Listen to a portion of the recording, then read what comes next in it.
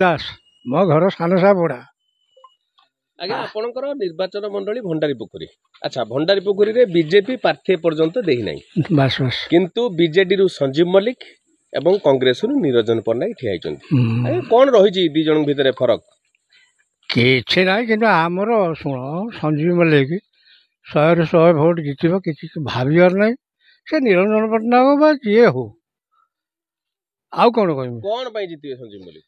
କାରଣ ନୂଆ ଦେଖିବା ଗୋଟେ ଗଲା ଆମର ପ୍ରଫୁଲ୍ଲ ବାବୁ, ଦେଖିବା ନୂଆ ଆମର ଯେଉଁ ସଞ୍ଜୀବ ବାବୁ ଆସିଛନ୍ତି, ସେଦିନ ଆମର ଭାଷଣ ମାଧ୍ୟମରେ କହିଲେ, ଲାଷ୍ଟକୁ ସେ କହିଲେ କ'ଣ ନା, ମୁଁ ଏଇ ନିର୍ବାଚନ ଠିଆ ହେଇଛି, କିନ୍ତୁ ନବୀନ ପଟ୍ଟନାୟକ ଯେଉଁଭଳି କୁହେ ମୋର ପଡ଼ିଶା, ଏଇଟା ହେଉଛି ମୋ ଓଡ଼ିଶା, ସେଇଭଳି ମୁଁ ଭଣ୍ଡାରୀ ନିର୍ବାଚନ ଠିଆ ହେଉଛି।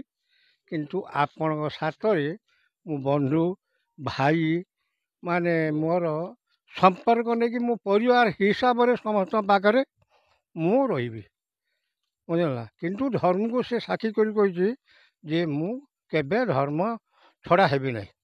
ସେଇଥିପାଇଁ ଆପଣ ସଞ୍ଜୀବ ମଲ୍ଲିକ ବାଛନ୍ତି। କିନ୍ତୁ ତଥାପି ଆମେ ଶୁଣିବାକୁ ପାଉଛୁ ସଞ୍ଜୀବ ମଲ୍ଲିକ ଭଲ ଲୋକ ବୋଲି, ବୁଝିଲା। ଆମେ ଶୁଣିବାକୁ ପାଉଛୁ ସଞ୍ଜୀବ ମଲ୍ଲିକ ଭଲ ଲୋକ ବୋଲି କି ଭଲ କର୍ମୀ।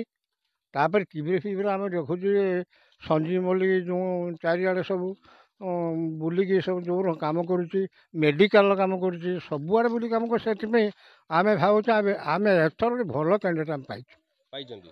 ଭଲ କ୍ୟାଣ୍ଡିଡେଟ୍ ମାନେ ସଞ୍ଜୀବ ମଲ୍ଲିକ ଭଲ କ୍ୟାଣ୍ଡିଡେଟ୍ ଆମ ହିସାବରେ। ଭାବୁଛନ୍ତି ସଞ୍ଜୀବ ମଲ୍ଲିକ ନିରଞ୍ଜନ ପଟ୍ଟନାୟକ ସହିତ ଟକ୍କର ଦେଇପାରିବେ ବୋଲି?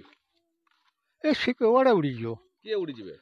ଶୁଣ, ଗୋଟେ କଥା ହେଇଛି, ଆମର ଟିକେ ଏଠି ସନ୍ଦେହ ଥିଲା କ'ଣ ନା ନିରଞ୍ଜନ ପଟ୍ଟନାୟକ ଠିଆ ହେଇଛି ବୋଲିକି, କିନ୍ତୁ କଂଗ୍ରେସ ଲୋକଟା ସିଆଡ଼େ ପଳେଇବେ। କିନ୍ତୁ ଏଇ ଯେଉଁ ଆମର କଂଗ୍ରେସ ଲୋକଗୁଡ଼ାକ ନିରଞ୍ଜନ ପଟ୍ଟନାୟକ ଠିଆ ହେଇଥାନ୍ତା, ତାହେଲେ ଇଏ ସବୁ ବିଜେପି ଆଡ଼େ ପଳେଇ ଯାଇଥାନ୍ତେ। କିନ୍ତୁ ସିଏ ତାଙ୍କର ସେ ସାଇଡ଼୍ ଧରିବେ, ଆମେ ନିର୍ବିଘ୍ନର ଆମେ ମଲ୍ଲିକ, ଆମର ଆଶା, ସମ୍ପୂର୍ଣ୍ଣ ଆଶା, ମାନେ ବିଜେଡି ଜିତିବ ବୋଲି ମୋ ସମ୍ପୂର୍ଣ୍ଣ ଆଶା।